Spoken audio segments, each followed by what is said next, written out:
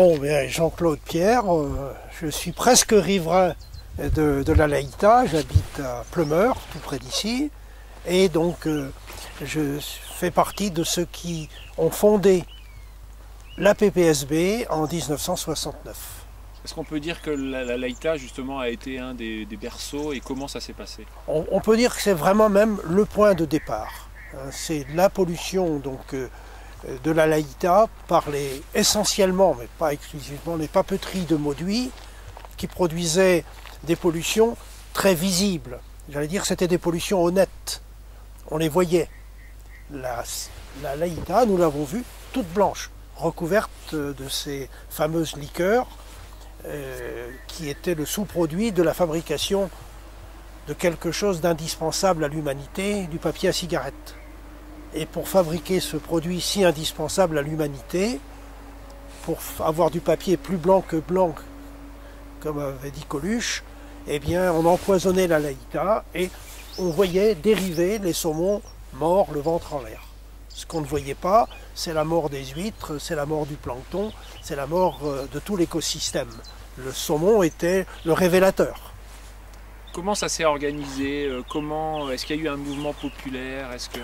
Mouvement populaire, il ne faut pas exagérer, mais enfin, quand même, un certain nombre de gens, devant ce scandale visible, Quimperlé, il y avait 1 mètre de liqueur blanche à certains moments de la marée. Donc ça se voyait et ça avait le mérite de susciter la réaction.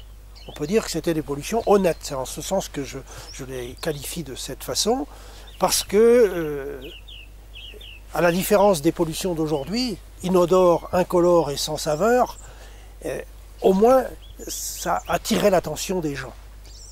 Et donc on a pu, à travers de cette démarche, à travers de ces réactions, engager des démarches un peu plus collégiales pour mettre en cause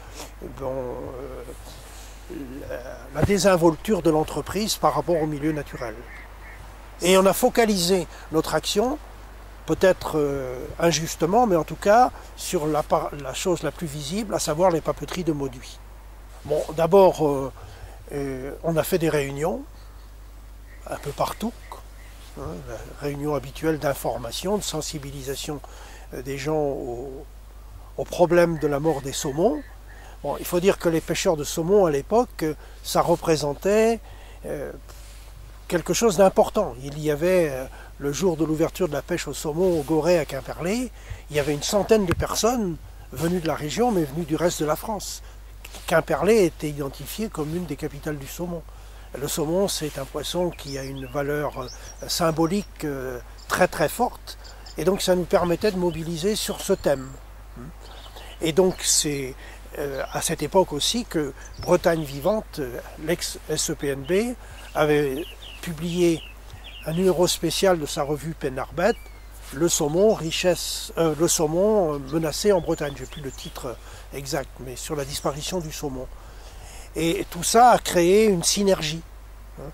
La démarche régionale de Bretagne Vivante, la mobilisation sur Quimperlé, et on s'est dit qu'il fallait des associations spécialisées, et d'où donc la fondation en 1969, au mois de novembre, de l'association APPSB, Association pour la préservation du saumon en Bretagne. Est-ce que près de 45 ans plus tard, quel regard porte l'un des fondateurs de ce mouvement sur la Laïta? Bon, d'abord, il n'y a plus ces pollutions spectaculaires, on peut dire, les mortalités brutales, 50, 60, 80 saumons morts le même jour, ça ne se voit plus. Donc, il n'y a plus ce côté scandaleux. Bon, incontestablement aussi, des progrès ont été faits, que ce soit au niveau des pollutions urbaines de Quimperlé, que ce soit au niveau des pollutions agroalimentaires, puisqu'il y a un pôle agroalimentaire important à Quimperlé, que ce soit au niveau des papeteries de Mauduit. Des efforts incontestables ont été faits, et aujourd'hui on revoit du poisson dans la Laïta. Je ne vais pas dire que la Laïta a retrouvé son équilibre d'avant l'époque industrielle, mais quand même un progrès incontestable. Non, rien n'est anodin et il n'y a pas une recette. En fait, nous vivons dans une société qui a perdu le sens de la nature. Or, la nature, c'est pas la juxtaposition d'éléments, c'est la synergie entre tous les éléments. Et je pense qu'il nous faut porter un nouveau regard sur notre relation à la Terre. Bon, j'aurais pu aujourd'hui vous amener, puisqu'on vient de voir les crues, dans le cours moyen de l'Élé, à 20-30 km d'ici, des champs en pente, travaillés selon les lignes de pente. C'est déraisonnable au possible. On voit bien que des gens qui font ça n'ont plus aucun sens de la nature. Le paysan autrefois, il ne faisait pas de l'écologie. Le mot lui était inconnu. Mais il avait des contraintes. Et avec son cheval, il ne pouvait pas remonter dans le sens de la pente avec une charrue. Le paysan d'autrefois, avec son cheval, spontanément, naturellement, suivait les courbes de niveau. Avec un tracteur de 200 chevaux, il s'affranchit de cette contrainte naturelle, il travaille dans le sens de la pente, résultat des courses, la terre dévale. Il faut quand même rappeler qu'il y a en Bretagne un sujet tabou, peut-être que Haut-et-Rivière aujourd'hui doit contribuer à lever ce tabou.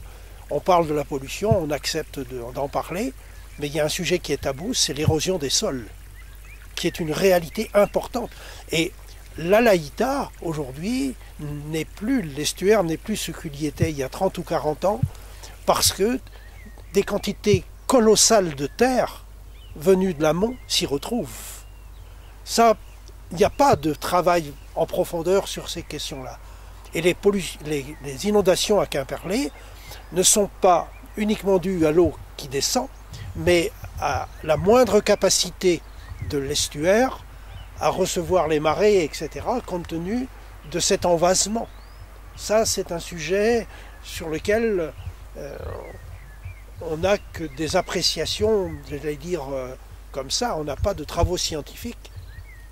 Donc tout ce qui peut être fait aujourd'hui pour conserver les talus parallèles aux lignes de pente, tout ce qui peut être fait pour conserver les zones humides, qui sont les éponges dont on a besoin l'hiver pour bloquer les crues, mais qui sont aussi les éponges qui relarguent l'eau en été quand on a besoin de soutenir les débits d'étiage. Donc tout ce qui peut être fait dans ce sens est bon à prendre. Oui, je pense, avec un petit peu de recul, c'est de dire que dans les années 70, c'était le début de l'écologie. Bon, on avait donc à faire passer un certain nombre d'idées. Mais on était dans une époque de pleine croissance. On était dans les 30 glorieuses, on était à la fin des 30 glorieuses. Et les problèmes économiques et sociaux ne se posaient pas dans les mêmes termes qu'aujourd'hui. Alors certes, quand nous nous sommes battus contre les pollutions des papeteries de Mauduit, bon, j'ai dû discuter avec les syndicats. J'ai eu des syndicats à mon domicile venant de me dire « Attention, avec les exigences qui sont les vôtres pour sauver la rivière, vous risquez de compromettre la vie de l'entreprise et nous, c'est notre gagne-pain. » Donc j'avais à convaincre les syndicats que quand on envoie les gens dans la Lune, on doit être capable d'épurer une papeterie. Et j'avais aussi à convaincre la direction des papeteries de Mauduit. Et je dois dire d'ailleurs qu'on avait à l'époque un directeur, qui s'appelait M. Baronnet, qui était quelqu'un avec qui on avait le dialogue. Bon. Alors je reviens sur mon idée. À l'époque, c'était quand même le plein emploi. Aujourd'hui, quand on se bat contre un certain nombre de pollueurs, on n'est pas dans le même contexte. On le voit avec le problème des abattoirs. On a des milliers, des dizaines, des centaines de milliers de gens qui n'ont plus de travail. Et il est à craindre, on constate tous les jours, qu'une partie de ces gens mis en situation de précarité absolue, avec toutes les conséquences que ça représente au niveau individuel, au niveau familial, au niveau relationnel, que si on n'arrive pas à bien faire comprendre que ce sont les mêmes facteurs qui éliminent le travail et qui aggravent la pollution, on n'y arrivera pas. C'est donc aujourd'hui cette conjonction de la crise économique et de la crise écologique qu'il nous faut prendre au sérieux.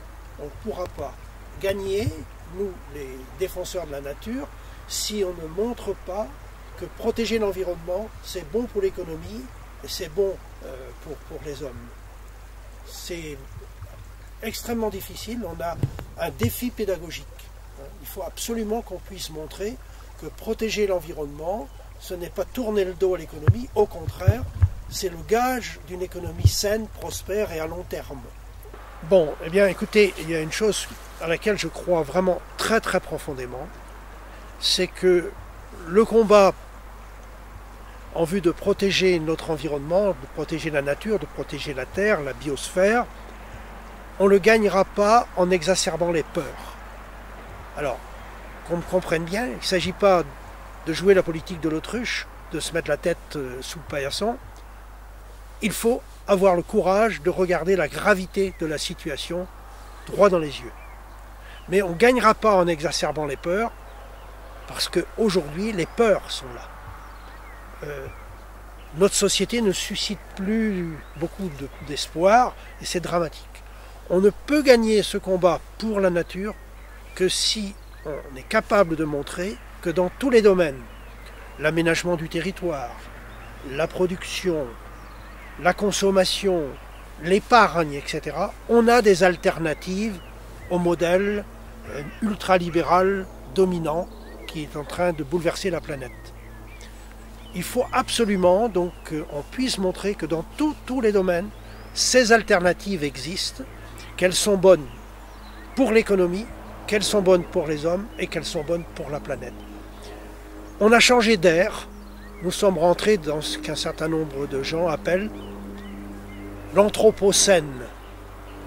Il faut entendre par là que ce ne sont plus les forces de la nature, les forces telluriques et cosmiques conjuguées qui font l'évolution depuis 4 milliards d'années que la vie est apparue sur Terre.